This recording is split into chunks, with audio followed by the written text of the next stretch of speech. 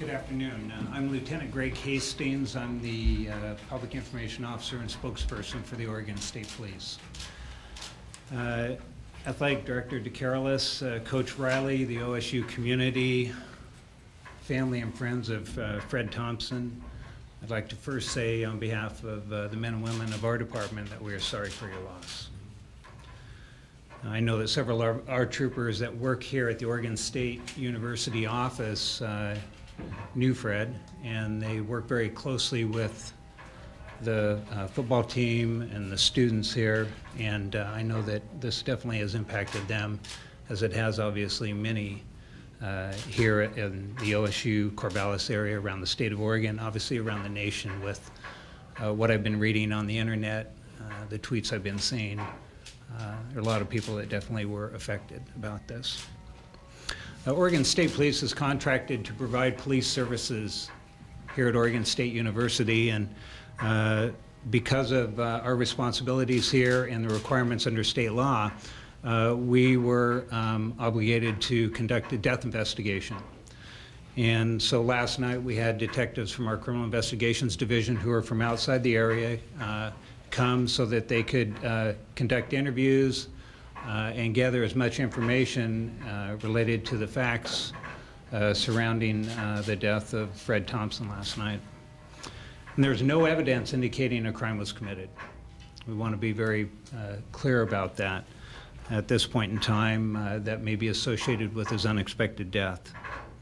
Information learned during the initial investigation and interviews indicated that Fred was playing basketball at the Dixon Recreation Center with teammates when he collapsed. Benton County 911 received a call about 6:20 p.m. last night after the people that he was playing basketball with alerted Dixon Recreation staff.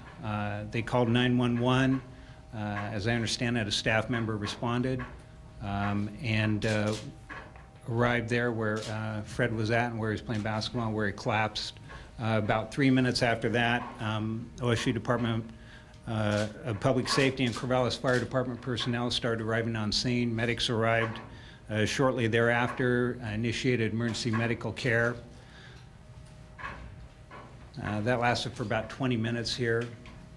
He was transported to Good Samaritan Regional Medical Center, where he arrived a little bit around 10 minutes before 7, and he was pronounced deceased after he arrived at the hospital.